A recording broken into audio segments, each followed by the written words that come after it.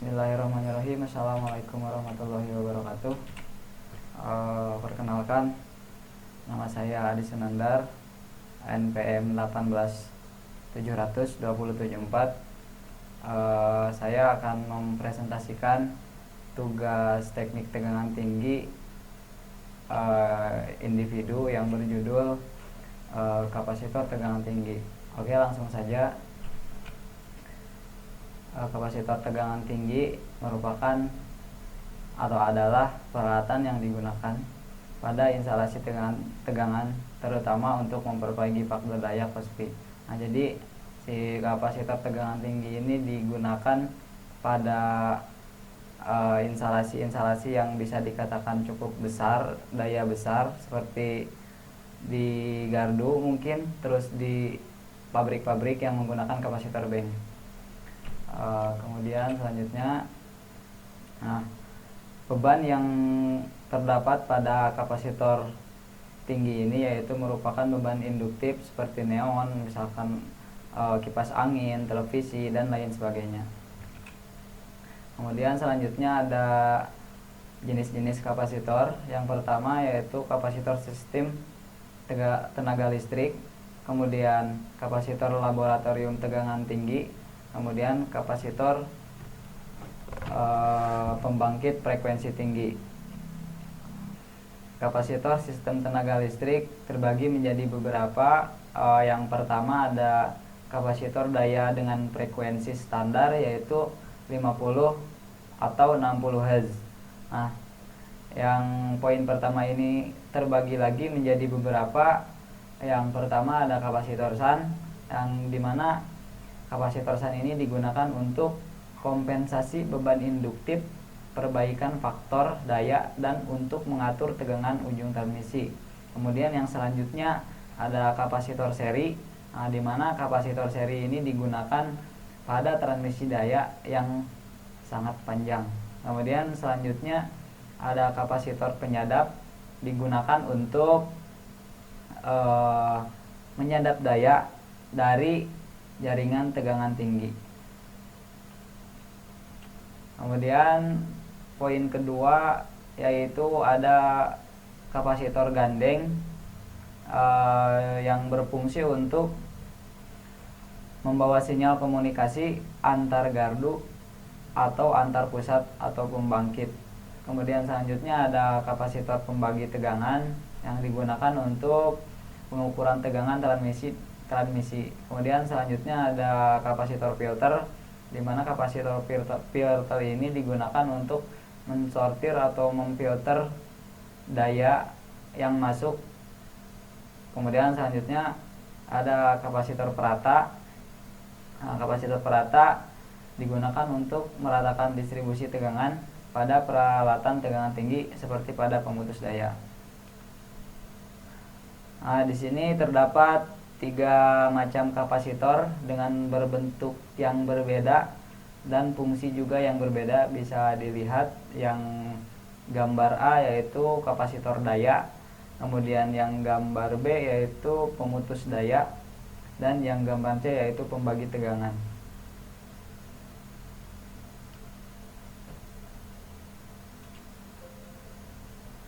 Kemudian yang selanjutnya yaitu kapasitor laboratorium tegangan tinggi. Kapasitor laboratorium tegangan tinggi terbagi menjadi beberapa. Yang pertama ada kapasitor perata, kemudian ada kapasitor impuls, kemudian ada kapasitor standar, dan kapasitor pembagi tegangan. Untuk kapasitor perata yaitu kapasitor yang digunakan untuk meratakan gelombang tegangan keluaran pembangkit tegangan tinggi searah. Jadi pada kapasitor perata ini jika mana ada gelombang yang kurang rata atau kurang halus, maka si kapasitor ini akan berfungsi sebagai meratakannya. Kemudian yang kedua ada kapasitor impuls yang digunakan untuk membangkit arus dan tegangan tinggi impuls. Kemudian selanjutnya ada kapasitor standar, kapasitor yang digunakan untuk pengukuran faktor rugi-rugi atau faktor losses. Kemudian Selanjutnya ada kapasitor pembagi tegangan, yaitu kapasitor yang digunakan untuk pengukuran tegangan tinggi. Kemudian yang selanjutnya ada kapasitor pembangkit frekuensi tinggi. Kapasitor ini digunakan pada rangkaian osilator, pemancar radio komunikasi, terus konverter frekuensi dan lain sebagainya. Kemudian selanjutnya ada konstruksi sel kapasitor, yang dimana si kapasitor ini terbuat dari aluminium panjang yang tebalnya kurang lebih 7 mikron dan dipisahkan oleh dielektrik tipis. Selanjutnya di sini ada konstruksi sel kapasitor, bisa dilihat gambar di bawah. Untuk memenuhi kapasitas daya yang diinginkan, maka beberapa sel kapasitor dihubungkan paralel. Sedangkan untuk memenuhi tegangan yang diinginkan, maka beberapa sel kapasitor dihubungkan secara seri. Di sini ada bagian-bagiannya, bisa dilihat. Dilanjut. Yang pertama ada kapasitor daya. Kapasitor daya umumnya terbuat dari kumparan gulungan plat yang dipres dalam bentuk paket-paket kubus dan ditutup rapat oleh pembungkus logam. Cara ini menjamin supaya perpindahan panas yang baik pada kapasitor. Terus pada dinding pembungkus terbuat dari logam yang memiliki efek membran, sehingga pemuaian bahan pengisi kapasitor tidak menimbulkan tekanan pada dielektrik. Untuk kapasitor daya bisa dilihat di gambar di bawah atau di layar. Di situ juga ada keterangan. Yang gambar 1 yaitu bushing porselen, kemudian yang gambar 2 ada tangki baja, kemudian yang nomor 3 yaitu kapasitor gulung plat, dan nomor 4 isolasi kertas atau papan tekan, dan yang nomor 5 konduktor pipih. Selanjutnya kapasitor gandeng. Pada kapasitor gandeng dirancang untuk tegangan 110 kV ke atas, tetapi kapasitas dayanya rendah, maka persoalan panas tidak menjadi masalah, sehingga gulungan dapat ditempatkan dalam bejana porselen. Untuk gambar kapasitor gandeng bisa dilihat di layar dan sudah ada keterangannya juga. Kemudian yang selanjutnya ada kapasitor impuls. Kapasitor impuls memiliki induktansi yang rendah, baik induktansi yang terjadi dalam gulungan maupun yang pada ujung terminalnya. Agar induktansi kapasitor rendah, maka terminal dibuat dari konduktor pita ke konduktor koaksial, dan panjang konduktor dibuat seminimum mungkin. Untuk kapasitor impuls, tegangannya yaitu di atas 200 kV dan bungkusnya dengan bahan isolasi.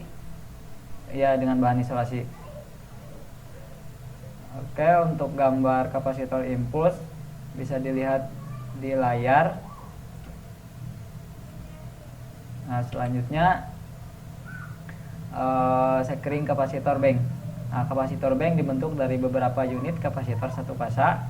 Mula-mula beberapa unit kapasitor dihubungkan secara paralel membentuk satu kelompok kapasitor. Kemudian beberapa kelompok kapasitor itu dihubungkan secara seri membentuk kapasitor bank satu fasa. Untuk kapasitor bank dilengkapi dengan sekring untuk memutuskan arus. Apabila ada arus yang bocor atau arus yang melonjak, maka si sekring tersebut akan putus terlebih dahulu sebelum si arus tersebut menyerang ke komponen-komponen yang lain.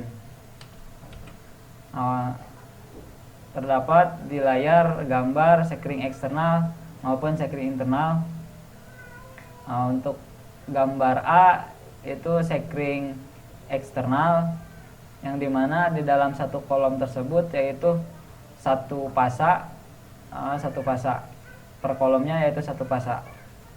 Kemudian yang gambar B sekring internal, bisa juga dilihat. Selanjutnya, pada rangkaian sekring eksternal akan memisahkan unit kapasitor yang rusak dari kapasitor bank, sehingga tidak menimbulkan kerusakan pada unit kapasitor yang lain. Tetapi ada dua masalah yang dihadapi dengan cara ini. Yang pertama, meskipun yang rusak hanya satu sel kapasitor, yang dipisahkan dari kapasitor bank adalah satu unit kapasitor.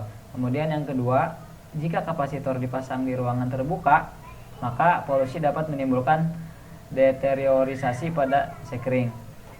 Selanjutnya, keuntungan dan kelemahan kapasitor dengan menggunakan sekring. Yang pertama, dilihat dari luar instalasinya lebih sederhana dan kompak. Kemudian yang kedua, biaya pemasangannya relatif murah. Kemudian yang ketiga, peluang bagi binatang atau material eksternal untuk menghubung singkat konduktor penghubung unit-unit kapasitor sangat kecil. Berarti sangat kecil kemungkinan ada ancaman-ancaman dari luar masuk. Kemudian tidak membutuhkan ruang untuk sekring. Mungkin itu untuk kelebihan atau keuntungan. Selanjutnya dari segi kelemahan, yang pertama, unit kapasitor yang rusak harus diganti dengan unit kapasitor yang spesifikasi dan dimensinya sama. Kemudian yang kedua, menemukan unit kapasitor yang rusak dan menggantinya dengan kapasitor baru. Berarti kalau emang ada kapasitor yang rusak, itu tidak bisa diperbaiki, tetapi harus diganti dengan yang baru. Kemudian yang selanjutnya, jika terjadi arus ke tanah akibat ketidakseimbangan kapasitansi masing-masing fasa, maka relay arus tanah bekerja memisahkan kapasitor bank dari sistem. Selanjutnya ada kondisi operasi kapasitor.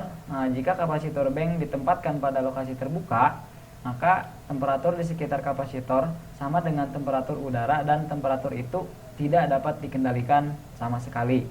Di samping itu, kapasitor akan diterpa angin, matahari, ataupun debu, ataupun yang lainnya.